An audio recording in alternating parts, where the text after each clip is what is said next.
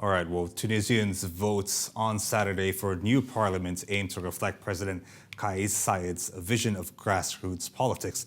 Observers predict low turnout, however, among a disaffected electorate squeezed by deep economic crisis. VOA's Lisa Bryant reports from Tunis. Saturday's vote in Tunisia aims to replace a parliament suspended, then dissolved this year by President Kais Saied. Tunisia's leader seized far-reaching powers last year in what his opponents call a coup. Saied says he aimed instead to save the nation from civil war.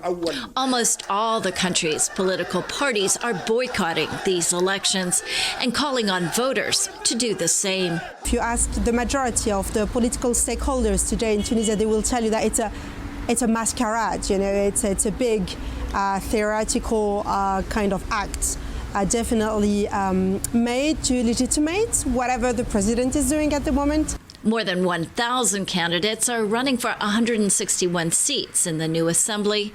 Analysts say many have no political experience. Foreign journalists here were barred from interviewing them ahead of the vote. The new legislature will have far fewer powers than the last one and far fewer women. Previous gender parity rules have been ditched along with party lists.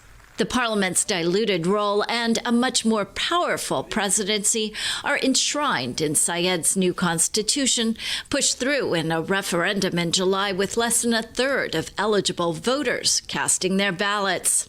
This vote may not be much different. I won't vote. I've never voted. I'm not interested in voting. These are very dull elections. Very few people are being interested. Very few people are participating.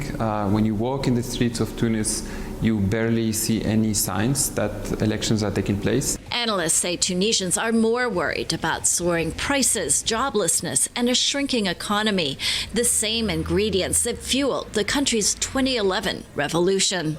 Discontent with Saied is also growing. The powerful UGTT trade union has broken with the president. It calls these elections meaningless.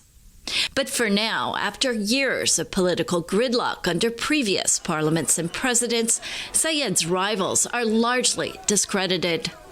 And many of the working class in Tunisia still back Saied.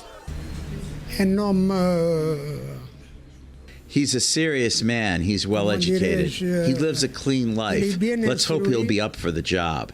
People are not very enthusiastic about him, but he's much more popular than any other opposition leader. Many Tunisians are already disappointed in the outcome and in their country's democratic experiment that began a decade ago with so much hope.